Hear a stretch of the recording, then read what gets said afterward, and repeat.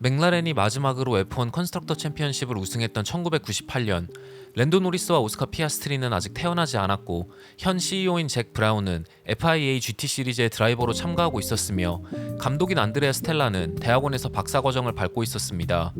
최종전인 아부다비 그랑프리까지 맥라렌에게 21점 차이로 뒤처진 채 끝까지 우승을 노리고 있던 페라리도 2008년 이후 첫 컨스트럭터 챔피언십 우승이 간절했습니다. 하지만 그랑프리가 시작하기도 전 페라리의 샤를 르클레는 파워 유닛 배터리 교체로 10그리드 강등 페널티를 받는 게 확정되었고 마지막까지 기적을 바라며 포기하지 않겠다는 말을 했지만 맥라렌은 퀄리파잉에서 프런트 로우를 락아웃하며 우승을 위한 준비를 더욱더 견고히 한 것처럼 보였습니다. 페라리는 메인 레이스에서 원투를 하고 패스티스트 랩을 챙겨가더라도 맥라렌이 3등 4등 혹은 3등 5등만 하면 우승이 불가능했습니다. 엎친 데 덮친 격으로 퀄리파잉에서 샤를의 랩타임이 1번 코너 트랙 리밋 위반으로 삭제되며 샤를은 19번 그리드로 밀려났습니다. 하지만 레이스 시작과 동시에 맥라렌의 오스카 피아스트리가 레드불의 맥스 베르스타펜과 충돌하며 최하위로 밀려났고 세이프티카가 끝나고 레이스가 다시 시작되자마자 앞서가는 윌리엄스의 프랑코 콜라핀토와 충돌하며 10초 페널티를 받았습니다. 눈부신 스타트를 한 샤를은 단숨에 순위를 19등에서 8등까지 끌어올리며 마지막까지 희망을 이어나갔지만 팀이 가장 위험했던 순간 랜도 노리스가 안정감 있는 레이스를 운영하며 폴포지션에서 여유있게 아부다비 그랑프리를 우승했습니다. 페라리는 마지막까지 챔피언십 우승을 포기하지 않으며 카를로스 사인즈가 2등, 샤를이 3등으로 더블 포디움을 차지했지만 노리스의 레이스 우승으로 컨스트럭터 챔피언십 2등으로 시즌을 마무리하게 되었습니다. 퀄리파잉에서 하스의 케빈 마그누센이 쏘아올린 볼라드가 차 플로어 밑에 걸리면서 퀄리파잉 세션을 망친 메르세데스의 루이스 해밀턴이 16번 그리드에서 출발해 4등으로 체커 플래그를 받으며 메르세데스 소속으로 참가한 마지막 레이스에서 유종의 미를 거둘 수 있었습니다.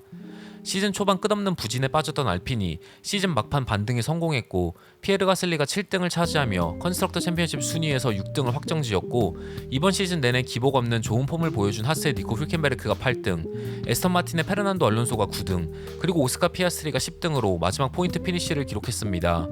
오늘도 전체적인 레이스 리뷰가 아닌 흥미로웠던 뒷이야기들로 영상을 만들었습니다. 레이스가 시작하기도 전 파워 유닛 배터리 교체로 10그리드 강등 페널티를 받은 샤를은 퀄리파잉에서 폴 포지션을 차지하더라도 11번 그리드밖에 달성하지 못하는 핸디캡을 떠안은 채 그랑프리 주말을 시작해야만 했습니다. 하지만 퀄리파잉 Q2 세션에서 샤를은 1번 코너에서 트랙 리밋을 어기며 탈락하는 최악의 결과를 받아들여야만 했습니다. 퀄리파잉이 끝나고 샤를은 난 기적을 믿는다. 그리드 페널티 때문에 이미 힘든 주말이 될 거라 예상하긴 했지만 이건 어찌 보면 또 다른 기회라고 생각할 수도 있다. 굉장히 특별한 역사를 써내려갈 수 있는 기회다. 마지막 랩까지 어떤 일이 일어날지 그 누구도 알 수 없다라는 인터뷰를 했습니다. 하지만 팀메이트인 카를로스 사인즈는 맥라렌이 페라리보다 확실히 더 빠르다는 걸 인정했습니다. 퀄리파잉이 끝나고 사인즈는 어느 정도 좋은 페이스의 발전을 확인할 수 있었지만 맥라렌이 주말 내내 우리뿐만 아니라 다른 팀들보다 더 빠르다는 걸 이미 증명했다. Q1과 Q2에서 0.2초에서 0.3초 차이로 뒤쳐졌고 어느 정도 따라잡고 있다고 생각했지만 Q3에서 맥라렌이 진정한 페이스를 보여줬을 때 우리보다 더 빠르다는 걸 다시 한번 확인할 수 있었다라는 분석을 했습니다.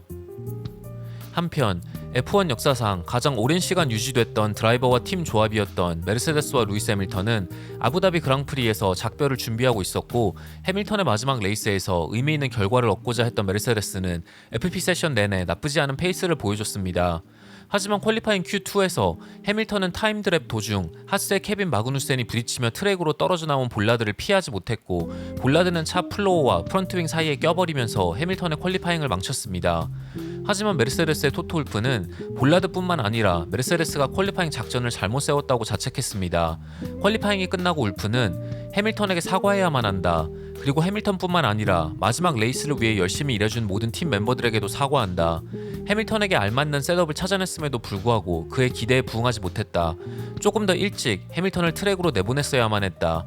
변명의 여지가 없고 이렇게까지 내 자신에게 실망한 것도 처음이다 라는 말을 했습니다. 프론트 로우를 독식하며 컨스트럭터 챔피언십 우승에 한 발짝 더 다가선 맥라렌의 가장 큰 고민은 이번 시즌 내내 잡음이 많았던 팀오더였습니다. 레이스를 앞두고 맥라렌의 감독인 안드레아 스텔라는 드라이버들과 소통할 때 잊지 말아야 하는 사실은 그들은 레이스를 우승하는 것밖에 생각하지 못한다라는 사실이다. 카팅 시절부터 그런 생각을 갖고 레이스를 시작했기에 성인이 된 후 갑자기 개인 우승이 목표가 아니라는 말을 하면 소통이 어려워지기도 한다. 시즌 내내 노리스와 피아스트리와 대화를 나눴고 팀의 목표와 드라이버 각자의 개인 목표가 같지 않다는 것도 이해할 수 있다는 말을 했다. 하지만 노리스와 피아스트리는 우리의 예상보다 팀의 입장을 잘 이해했고 레이스 스타트, 첫 번째 코너, 첫 번째 랩에서 생길 수 있는 시나리오에 대해 대화를 나눴고 모든 상황에 대한 준비를 할 수 있었다. 하지만 모든 상황에 대처하는 매뉴얼을 작성하는 것보다 드라이버의 감을 믿는 게 더 좋은 결과로 이어지기도 하기에 마지막까지 팀의 목표를 잊으면 안 된다는 주문을 했고 노리스와 피아스트리 모두 컨스트럭터 챔피언십 우승이 자신들의 커리어에 굉장히 중요한 업적이라는 걸 인지하고 있다라는 말을 했습니다. 하지만 맥라렌이 준비한 시나리오와 드라이버 간의 협력 계획은 메인 레이스 첫 번째 랩, 첫 번째 코너에서 무용지물이 되었습니다.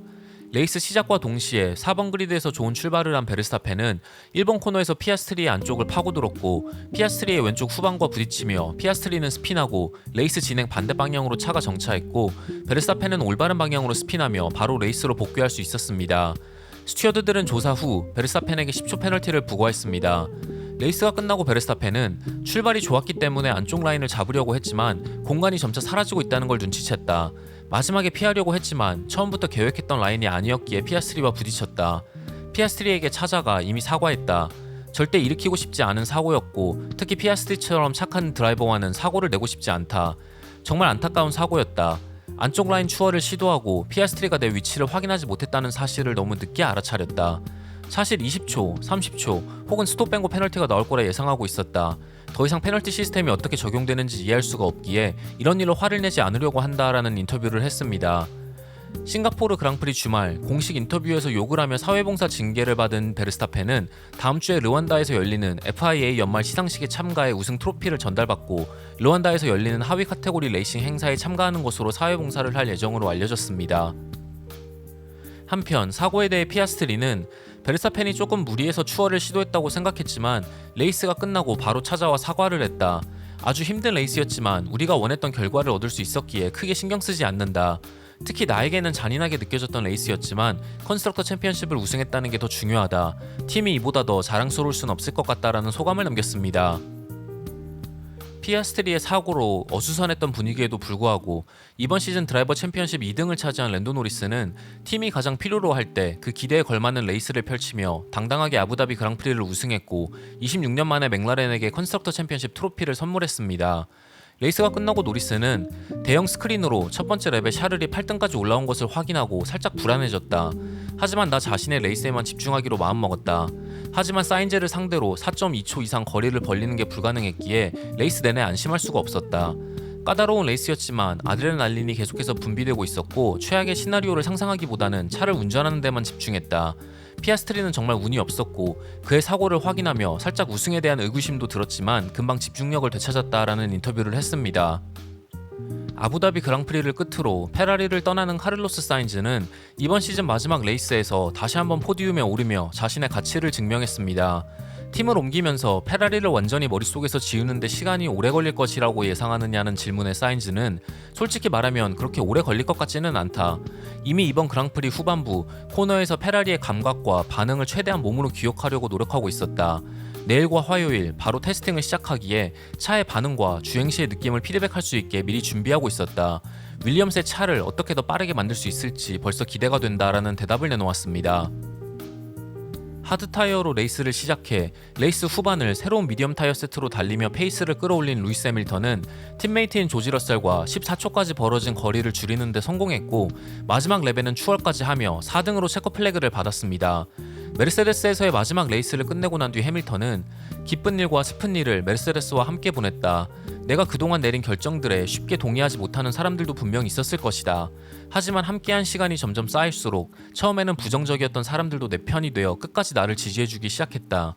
목요일날 팀은 나를 위한 깜짝 파티를 준비했고 감정이 북받쳐 올라 이미 너무 많은 눈물을 흘려 더 이상 흘릴 눈물이 남아있지가 않다. 좋은 결과를 얻고 메르세데스와의 동행을 마무리할 수 있게 되어 정말 기분이 좋다라는 소감을 남겼습니다.